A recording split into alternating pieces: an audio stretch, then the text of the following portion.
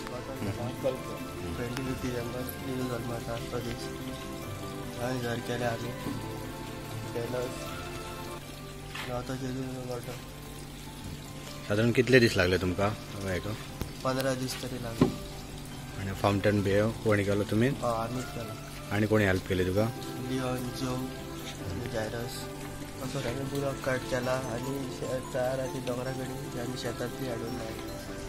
सगळ्यांक तुमकां पयले सुवातेर मेरी क्रिसमस. आमच्या भावान गोठो केल्लो खूब काम बा करून तेणें शेतांतल्यो चारी बा हाडून मेहनतीन आपले थर्मोकोलाची बा पॅनल्स बा केल्या आनी एक बरोसो जेजूक येवकार दिला. तसोच तेणें जेजूचो गोठ्यार जल्म दाखयल्लो तो आसा. तशीच जर फावंटन वॉटरफॉल केल्ले आसा तेवूय दाखयल्ले आनी हिंगा 3 जाण नग घेतात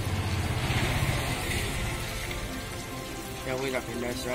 3 किंगडम्स दाखयले, 3 केक दाखयले. साधारण कितले दीस लागले तेका? 30 काय गेल्यात. आणि किती प्राइजा बी याच्या पयलीं गावल्ले बी तेका? हय, तेका गेल्या वर्सा लास्ट इयर फर्स्ट प्राइज मेळ्ळो.